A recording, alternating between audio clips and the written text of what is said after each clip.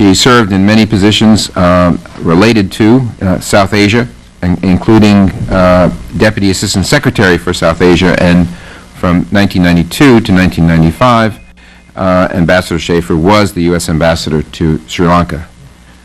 Desi? Thank you very much. I guess I'm batting cleanup.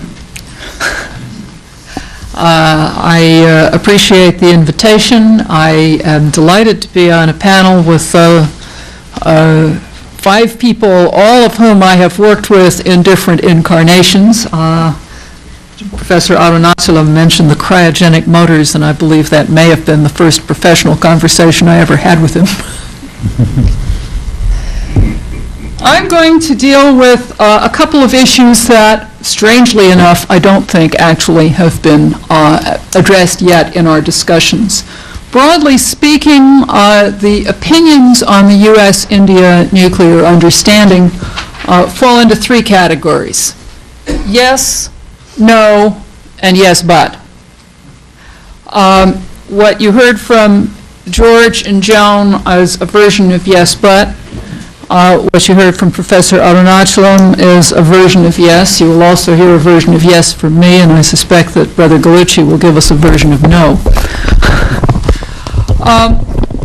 The issues that I want to talk about, if this Mike can decide it's not going to fight with us, are first of all where the U.S. relationship with India fits in the broader U.S. policy context, and secondly, what I consider to be an important element in the non-proliferation dimensions of the present proposal.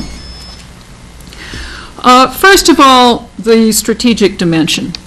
From my point of view, the major context in which the U.S.-Indian relationship has undergone a revolution in the time since I've been at CSIS and since I left the government is the context of the changing geopolitics of Asia.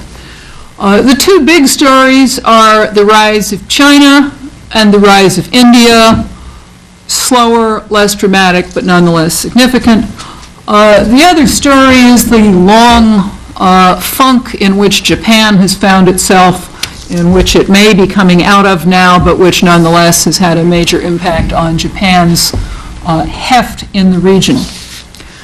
Right at the moment, the U.S., China, and India all have all those sets of bilateral relationships are reasonably good. Looking ahead, however, I believe that there is a strong likelihood that you're going to see significant differences in interests between the U.S. and China. This doesn't have to mean hostility, but there is likely to be a wariness there. Between the U.S. and India, I think our interests are likely to run more in parallel. And when you look at India and China, you're going to see, I think, a combination of rivalry and cooperation. And I can quote no less a personage than the Indian Foreign Secretary, who said he expected there to be both hostility and cooperation. Fundamentally, it's not in the U.S. interest, I think it's also not in the Indian interest, for any one power to dominate Asia. This leads to the U.S. interest in having strong and vigorous states around the rest of the continent without any implication that they need be hostile to China.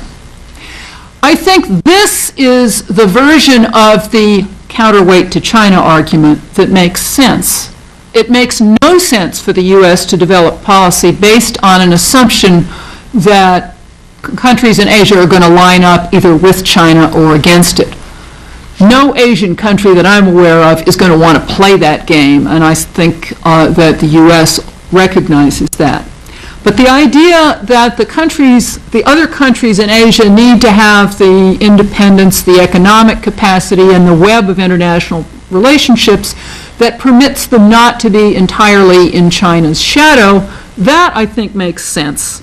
And I think that was what led to the key statement on U.S. policy towards India, which appeared in a background briefing that many of you may have seen on the 25th of March. Much of the column inches in that background briefing